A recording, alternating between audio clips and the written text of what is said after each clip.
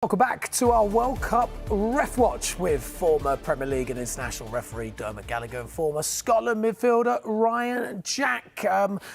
Dermot, look, Michael Oliver, he's got a bit of an injury. He's had to pull out of the first game for him.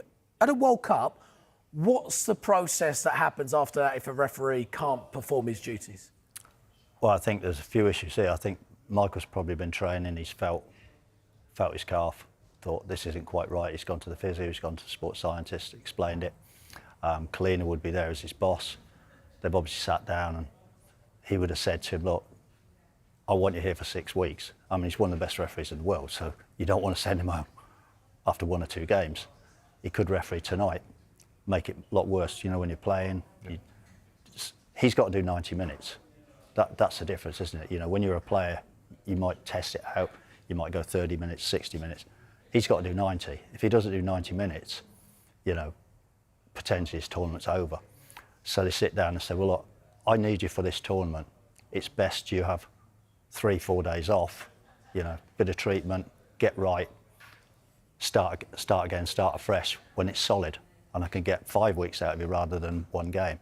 I think the knock-on effect from this is that they go as teams. I was going to say the assistants are pulled from the game as well. That must be quite gutting for them, right? It is, but they go as teams, friends have replaced them. It is gutting because it's hard enough for Michael, it's hard enough for Stuart Burt, but they've been before. James Mainwaring, it would have been his first game at the tournament. He will get another one, don't worry, but he'll get another one. But he must be feeling, Michael must feel bad, but he must feel terrible because, you know, his big dream, it's been, let's get it right, it's been put on hold. It hasn't been taken away, it's been put on hold. But not nice, is it? No. You're going to make your debut and suddenly... It's like a player, if you've waited all this, like I think Billy Gilmore Billy for Gilmore, Scotland, prime example, yeah. waited his full career for this moment. Friendly match, knee injury, tournament finished. Yeah, so, you know, Billy's is finished, James is on hold. On hold. We'll see him very soon, I'm sure. Look, Dermot, opening match of the tournament, just a few red cards, 3 in total. Look, what did you make of the red cards? Were they fair, or was it perhaps a sign of a referee putting his stamp on the tournament early doors? I think the referee who does the opening game is always under pressure because he sets the standard. Yeah. And he's obviously, all the referees were in prime, but he knows when he goes out, that's it, the world is watching me. First red card for Sitoli, I think, no doubt, it's a Dogso. Second red card, he's slapped out. Third one I thought was harsh. I talked to Jay when we stand there, and I don't know what you think as a player. I think possible, not obvious for me, but as we see in the Champions League, and we see it all the time, slightly different, isn't it? Slightly tougher. They've empowered the referees to do that. The only thing is now, because they've said, yeah, that's a red card, and it's been upheld, we've now got 103 games after that one for the referees to do the same thing.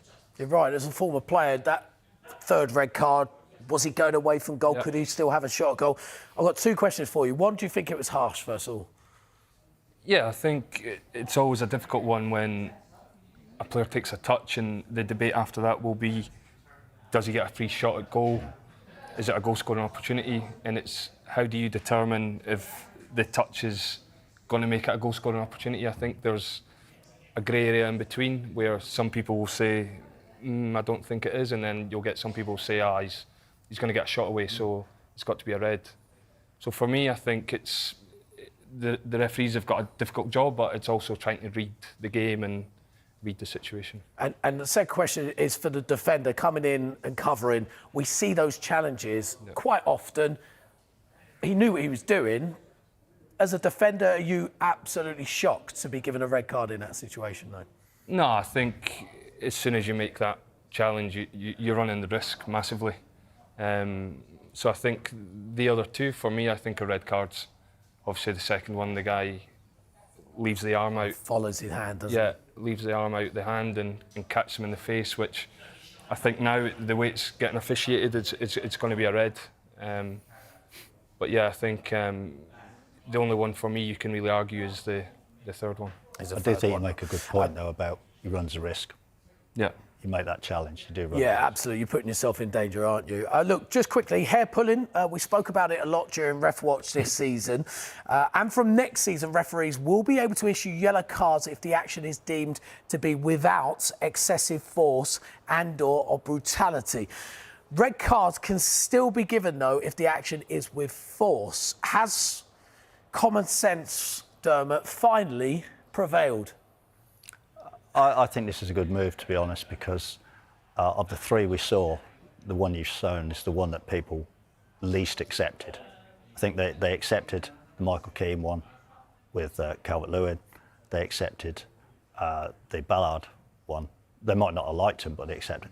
The Martinez one really inflamed people, and I think that was the one where you look at it and you think, well, if you'd got a yellow card for that, well, you're a player. If one of your players got a yellow card for that, you'd think that was fair rather than red. Yeah, for sure for me. And look, before you go, Ryan, thanks, by the way, for staying up for us. Final thoughts on Scotland and final thoughts. You've got about 10 seconds. Sum up how you're feeling with Scotland top of the group. Yeah, obviously the smile on my face can tell its own story. Yeah, optimistic. I think the next two games we can definitely go and get out the group. There we go. That's what Gary Neville said on ITV. FIFA are the host broadcaster. They've got the evidence of the automatic decision which they can show us. Why are they not showing us? They did this in the last tournament. Fans are already distrusting of FIFA and technology to start with. There is a massive question mark over that because that is offside in my eyes until they prove differently. Why aren't FIFA showing us when there's already such distrust for them? It's a dictatorship, this. The idea that they hold this data internally and not show fans, it is absolutely ridiculous. Well, FIFA have released this statement during the Qatar versus Switzerland match. A brief technical outage prevented the onside animation graphic from being generated ahead of the penalty awarded to Switzerland in the 14th minute. The issue was quickly resolved. The workflow of the VAR was not affected by this issue and followed the normal procedure in checking the on-field decision. The lines used by the VAR to check the position of the relevant players did not show the attacking player to be in an offside position in either of the two situations immediately before the penalty decision. You know, this is the biggest tournament in the world. This is what everybody's watching globally. You see that and you expect pre-tournament we've been told we've got this, we've got this, we've got this.